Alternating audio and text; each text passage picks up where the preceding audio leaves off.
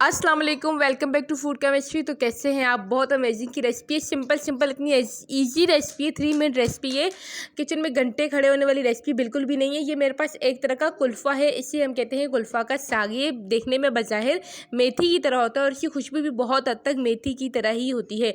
आपने सिंपल इसके जो बड़े डंठल होते हैं वो रिमूव कर लेने, और फिर रिमूव करके आपने इसे किसी प्लेन सी सतह पर रख लेना। आप इसे हाथ की मदद से भी ईजिली आपने इस तरह छोटा छोटा सारा काट लेता है।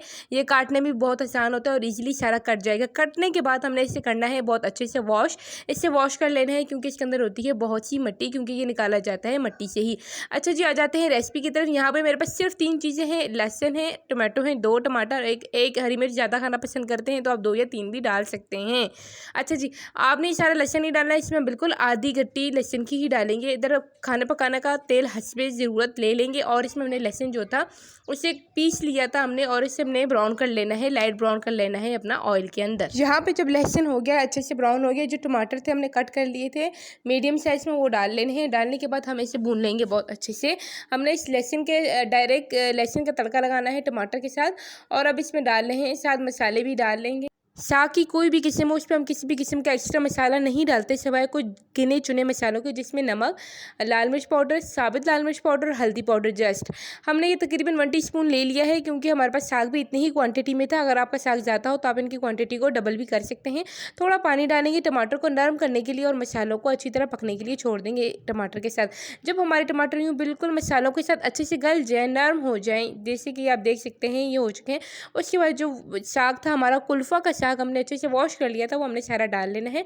डाल के इसमें किसी किस्म का चम्मच वगैरह आपने नहीं चलाना, जस्ट इससे हमने इस तरह यूँ प्लेन करके डाल लेना। डालने के बाद आप इसे चूल्हे के ऊपर रख दें। इसे कवर करके भी पका सकते हैं। हमने इसमें किसी किस्म का भी 1 ड्रॉप ऑफ वाटर भी नहीं डालना, क्योंकि ये अपने ही पानी में पकेगा, अपना ही पानी छोड़ के पक जाएगा। और ये देखिए हमारा साग इधर बिल्कुल नरम हो चुका है। ये बहुत ही जल्दी बन जाता है, हमें आम साग की तरह इस पर बहुत ज़्यादा मेहनत बिल्कुल भी नहीं करनी पड़ती। जो हम दूसरी किस्म के साग बनाते हैं और कई घंटों बनाते हैं, इसमें ऐसा कुछ भी नहीं होता। यहाँ मैंने सिर्फ जस्ट 1 मिनट के लिए इसे कवर करके पकाया था, और कवर करने के बाद आप देख सकते हैं इसका पानी और भी ज़्यादा खुश्क हो चुका था। लास्ट का जो 1-2 मिनट था, उस पर अपने फ्लेम जो आग होती है वो तेज़ करके इसे बहुत अच्छे से कुछ यूँ भून लेना है।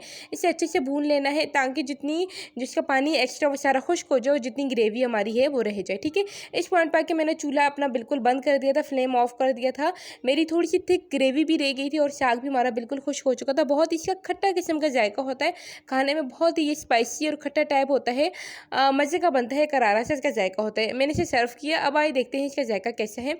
अच्छा जी, मैं जब इसे चख रही थी तो मुझे फर्स्ट जो महसूस हुआ था, थोड़ा मैंने आपको पहले भी वीडियो को स्टार्टिंग में कहा था कि मेथी की तरह देखने में है, और कहीं ना कहीं इसमें मेथी की वाइब भी आ रही थी, और खाने में इसकी तासीर ठंडी होती है। ठीक है, वीडियो आप यहाँ तक देख रहे हैं, आपको पसंद आ रही है तो वीडियो को लाजमी लाइक कीजिएगा, एंड मेरे चैनल को लाजमी सब्सक्राइब कर दीजिएगा, ताकि आपको मज़े की और डिफरेंट रेसिपीज़ मिलती रहे। मिलती हूँ आपसे नेक्स्ट वीडियो में। टिल देन अल्लाह हाफिज़। रेसिपी को ज़रूर ट्राई कीजिएगा, ये मेरी तरफ से बिल्कुल ओके। अल्लाह हाफिज़।